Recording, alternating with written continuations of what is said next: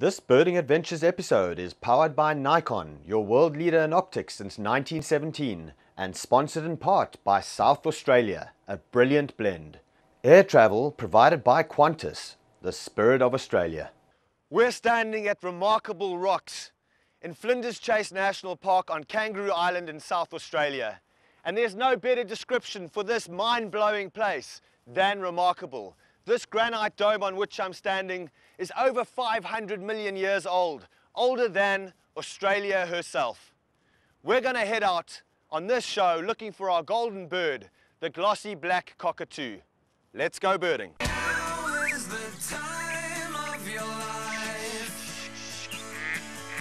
Oh, now is the time. It's a sweet ride to the end of the line.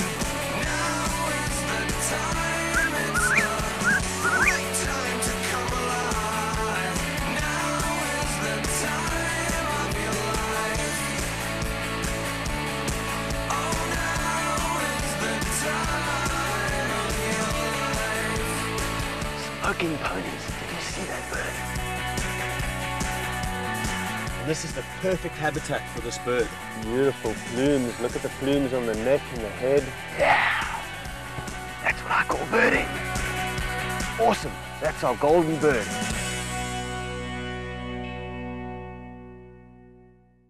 This week we're in beautiful South Australia. We're about to head on a light aircraft to Kangaroo Island, or KI, to look for our golden bird, the glossy black cockatoo. Let's go birding. The flight to Kingscote Kangaroo Island is a short 30-minute hop from Adelaide on the mainland of South Australia, and we were joined by freelance guide and Nikon birding rep Mike Freiberg. Welcome to Kangaroo Island, or the Island of the Dead. Legend has it that this is the halfway stop for Aboriginal spirits before they head off to the Milky Way. It's also the Galapagos of South Australia. And we're going to go and find some incredible wildlife and some very, very unique bird species.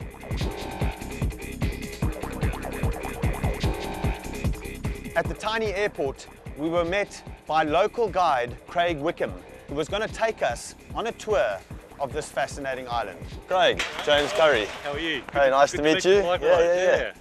Good, so this is Kangaroo Island. You're going to take us around? This is a start. Excellent.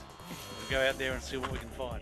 Awesome. Where are we off to first? Sea lions, south coast. Okay, sounds good. Let's do it. Sea lions. rock and roll. All right. We're heading down to a place called Seal Bay, which is on the south coast of the island. And it's a colony of about 600 Australian sea lions. Also good habitat for a variety of birds down there, both in the bush but also the beach and some of the coastal habitat. The island's really big. It's a landmass about the same size as Puerto Rico. About a third of the island is formally protected as either national park or conservation park, but there's a whole lot of other habitat on private property, and it's all interconnected with these wonderful roadside and creek line strips of vegetation, which basically ties it all together and really makes the place work from a natural history perspective. Kangaroo Island was first discovered by Europeans in 1802. Matthew Flinders came through here, who was an English explorer. He mapped the north coast and arrived here late in the day. Some of the younger guys on board thought they could see people moving around on shore, and the old guys thought they'd been drinking because they couldn't see a thing. When they finally got a scope on them, they found that they were actually kangaroos. No Aboriginal people living on the island, so the kangaroos were extraordinarily naive, and they shot 31 of them on the first day and had a big feast. And Flinders wrote in his journal, "In gratitude for so seasonable a supply, I named this southern land Kangaroo Island." So that's the name, as Kangaroo Island's been called that from day one of European contact. So mate, we're in for a couple of great days. Let's go check out the sea lions and see what birds we can find. Sounds good to us.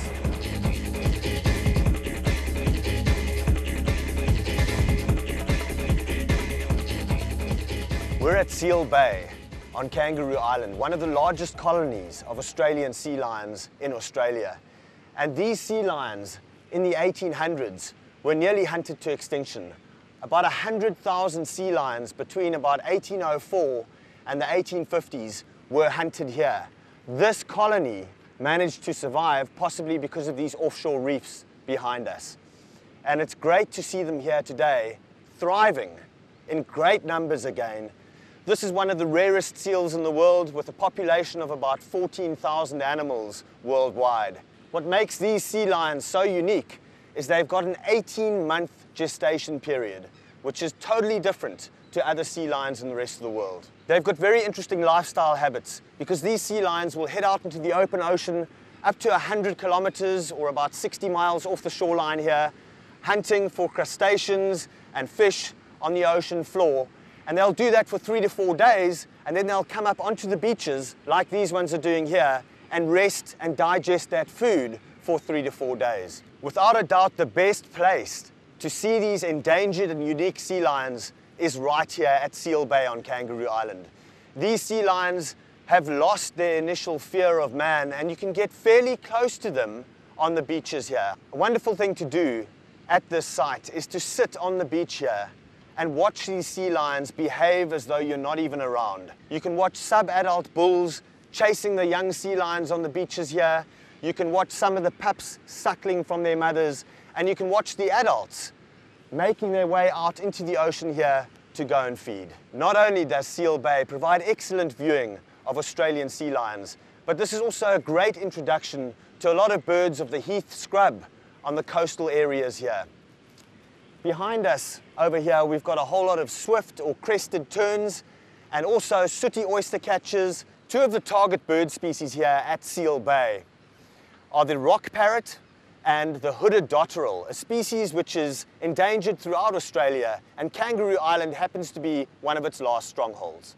And after our successful quest for the tiny and endangered hooded dotterel, Craig whipped up a wonderful lunch, Australia style, right next to this beautiful jagged scenery. Couldn't think of a more splendid setting for lunch. We're here with Craig from Exceptional Kangaroo Island, and he's prepared us a splendid lunch right on the beach here. And we're opening a nice bottle of Kangaroo Island Shiraz. Cheers. What's so special about Kangaroo Island is that it's a microcosm of the rest of Australia, with a whole lot of the habitats that are found in Australia found right here on an accessible island.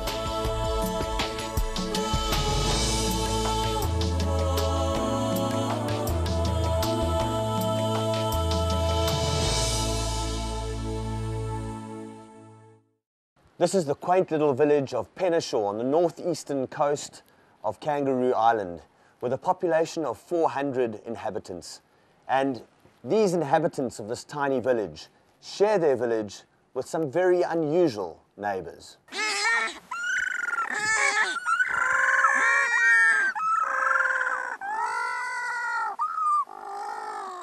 This is the little or fairy penguin, which is the smallest penguin species in the world. These little penguins live in waters off Australia and New Zealand, and at certain times of the year they come up to nest on the mainland here. This is Kangaroo Island and this is Penneshaw, and these little penguins make their way up to 1 kilometre inland to find suitable nesting burrows in which to lay their eggs and raise their young. The interesting thing about these little penguins is that they will only come ashore at night. There's an avian predator that feeds on them if they happen to come out during the day, and that's called a white-bellied sea eagle, and that is why these little penguins only make their way to their burrows every evening. Right now, this is the beginning of the breeding season, when males and females will come up to choose suitable nesting sites. The males will get there first, try and secure a burrow, and then try and attract their mates to come and mate and lay their eggs. In Penneshaw itself, these penguins are often found in gardens, they're found crossing the roads, and they've become neighbours of the residents of this little village. This evening we're out with Craig looking for these little penguins, and you'll see that we're using a red filter on the spotlight, and this is very important because we don't want to disturb these animals, and especially for an animal which hunts during the day, you don't want to compromise it by shining a bright light in its eyes at night, because that's when it's very vulnerable. It's out of its element, out of the water, and on dry land. When they're pretty clumsy, they need to have all their wits about them and have all their senses functioning to the optimum. What an awesome little bird, huh? Oh, it's unbelievable. James, I'm so stoked to be here. I can't even imagine. You know, I live in Colorado, as you know, so obviously we don't have any penguins in Colorado. So just being able to be here on Kangaroo Island, to be able to experience these beautiful creatures is just fantastic, you know? We're going to now head out from the burrows and try and see if we can find some of these penguins in the areas around town.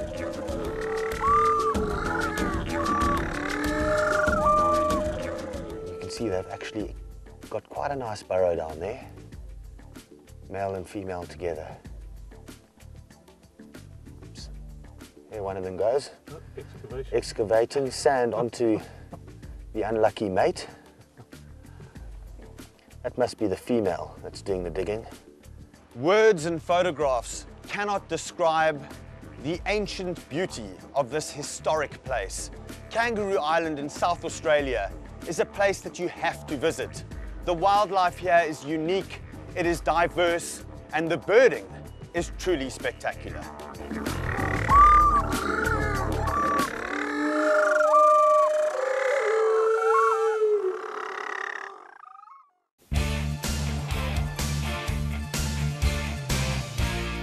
This Birding from the Edge segment is brought to you by Nikon, manufacturers of the Edge line of optics. Oh, hang on. There's something you want to have a look at. What you got there? Just saw a little echidna back there. We'll just do a U-turn here and go on the back. Right, awesome. Echidnas they're one of two egg-laying mammals on Earth. The platypus is pretty well known, but the lesser known spiny little echidna is just on the left here somewhere, feeding on the side. We'll have to be pretty quiet when we get out because they've got really very good hearing, and they'll just duck in away and hide. Oh, there he is. Yeah. Jeff, go get him.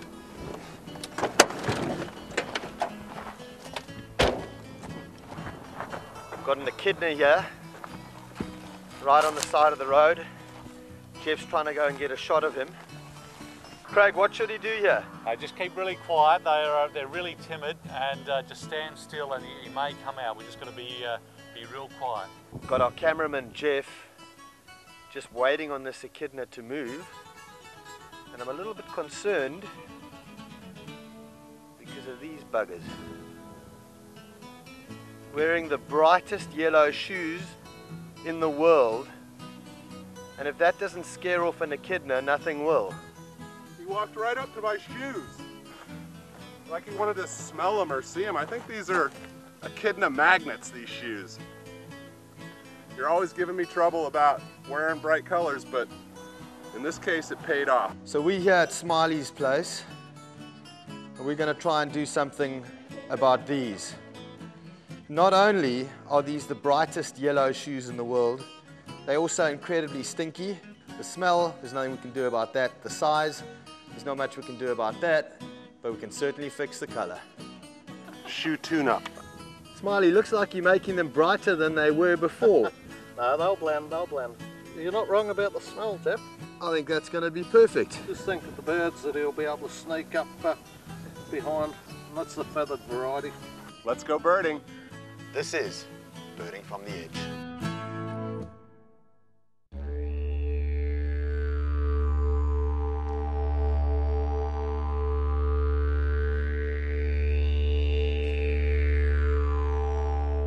This afternoon we're at the Latham Eye Conservation Park with Mike Barth, who's the project officer for the Glossy Black Cockatoo Recovery Project. And this habitat behind us is the habitat of this endemic subspecies of glossy black cockatoo here on Kangaroo Island. We're going to head out now and try and look for signs of the birds feeding. These glossy black cockatoos are very atypical when it comes to cockatoos because they don't make a lot of noise, and we're going to be listening for them feeding on cones of the casuarina trees inside here. Let's go take a look. The staple diet of the glossy black cockatoo is the cone of the she oak. And while looking for them, because they're so quiet, we're going to look for the chewings of these cones on the floor, in these she oak forests. Behind these she oaks, on the other side of the valley, is another very important tree for these cockatoos. This is called the sugar gum, and it's a eucalyptus tree, and this is exactly where they nest. See, these look like old chewings, hey Mike? Yeah, some old chewings right here. Yep.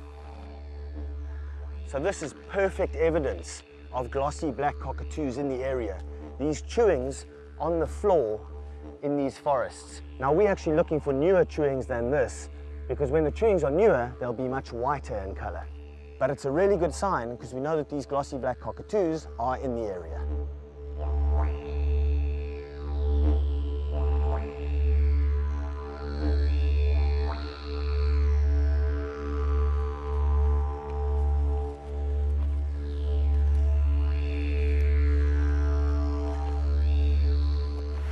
I've got to be close. I think they were here recently. There's chewings everywhere. Oh, look, there's fresh chewings just here. All these creamy colored chewings. I mean, they were here just within the last hour. Wow. You can see the difference in the old chewings to the new chewings. This cream-colored, green-tipped cone chewings. The sign that these glossy black cockatoos are really close at hand.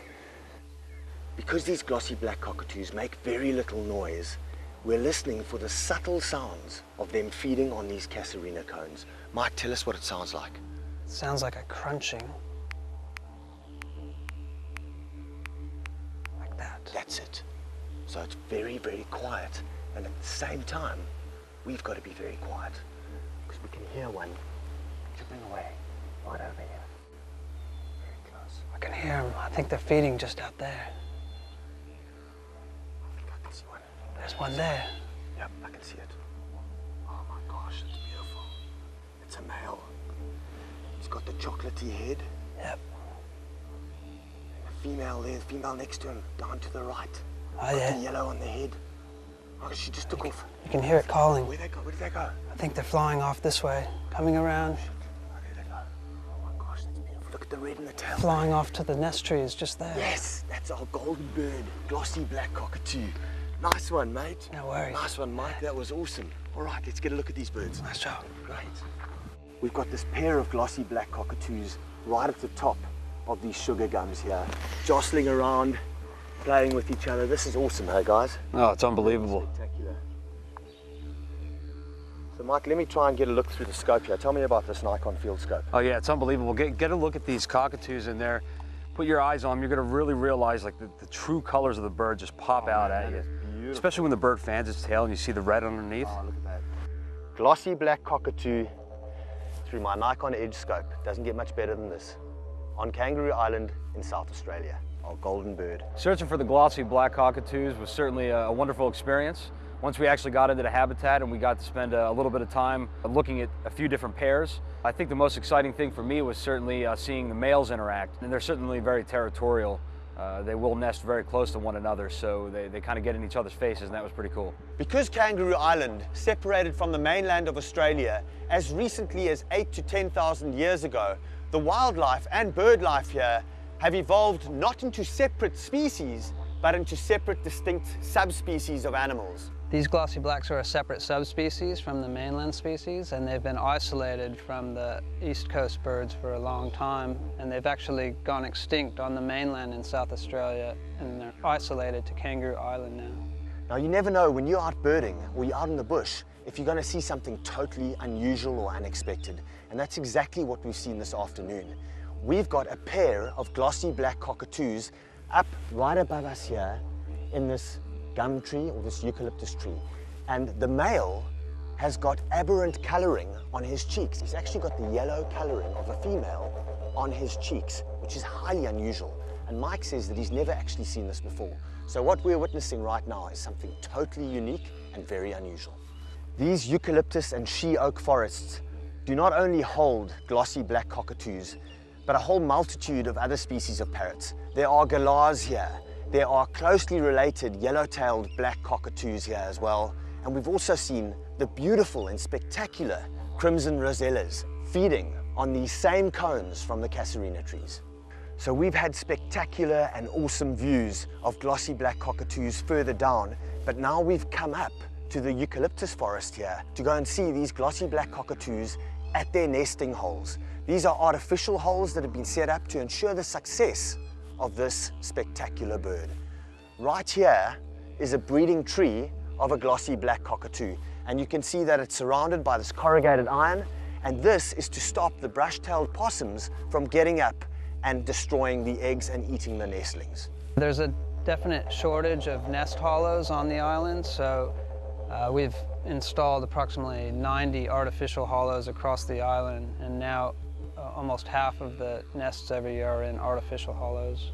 There's been a steady increase in the population over the last 15 years, and yeah, they're coming back strong.